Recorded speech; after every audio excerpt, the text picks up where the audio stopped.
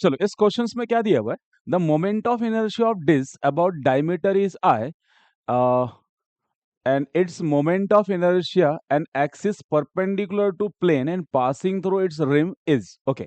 Diameter के about moment of inertia दिया हुआ है और आपको क्या निकालना है यहाँ पे, रिम से एक एक्सिस पास हो रहा है जो प्लेन के साथ परपेंडिकुलर है, उसके अबाउट मोमेंट ऑफ इनर्शिया पूछ रहा है। तो इनडायरेक्टली आपको पूछ रहा है moment of inertia about tangent. ठीक है, अब डायग्राम में देखो ऐसा आएगा। फर्स्ट आपको जो देकर रखा है ये डायमीटर के अबाउट देकर रखा है, तो बोल सकते हैं ये वाला आपको देकर रखा है, इट इज आई। इसको I1 में लेता हूं, ये आई देकर रखा है। सेकेंड बोल रहा है कि डिस्क के रिम से पास हो रहा है। ठीक है, कहां से पास हो रहा है, ये रिम। रिम मतलब क्या, एंड पॉइंट्स, और डिस्क के साथ परपेंडिकुलर। तो ध्यान से देखो, ये टेंजेंट बोल रहा है इनडायरेक्टली, तो आपको टेंजेंट के अबाउट निकालना है। टेंजेंट के अबाउट जो मोमेंट ऑफ इनर्शिया निकालना है, I1 के फॉर्म में निकालना है। ठीक है, मैं इसको बोल सकता हूँ I1। ठीक है, चलो I1 के फॉर्म में निकालना है।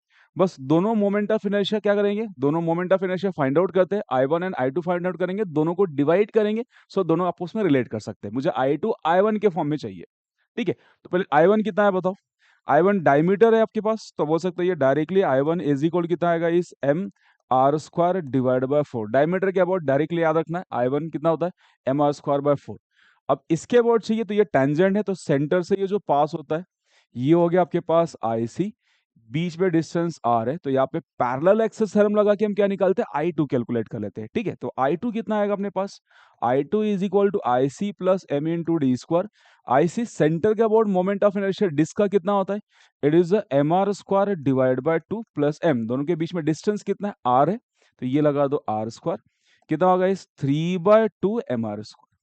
ठीक है, चलो तो टेंजेंट के अबाउट हमने कैसे कैलकुलेट किया, पैरेलल एक्सिस थ्योरम लगा के हमने I2 निकाल लिया। ठीक है, और I1 अपने को डायरेक्टली याद है, एम आर स्क्वायर बाय 2। अब दोनों को डिवाइड कर लेते हैं, तो I2 डिवाइड बाय I1 कितना आएगा, I2 अपने पास कितना है, it is 3/2 M R square, yes, divide by ये कितना आ रहा है, इस M R square divide by 4। M R square cancel हो जाएगा, कितना बच रहा है यहाँ पे 3/2, नीचे कितना आ रहा है 1/4, तो ये होगा 3/2 और ये हो जाएगा 4/1, कैंसिल किया कितना आ रहा है 6। तो आपके पास I2 डिवाइड बाय I1 का वैल्यू 6, बस मुझे I2 चाहिए, तो I2 कितना आएगा बोलो, यहाँ से I2 is equal to shift कर दो तो 6 times of I1। I1 is nothing but उन्होंने I मेंशन कर दिया, तो आप इसको बोल सकते हो 6I। तो I2 का वैल्यू कितना आ गया 6I, हैगा option, yes, option C. Simple.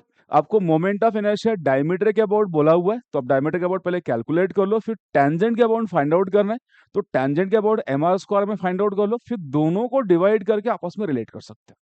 चलो समझ में आया, थैंक यू।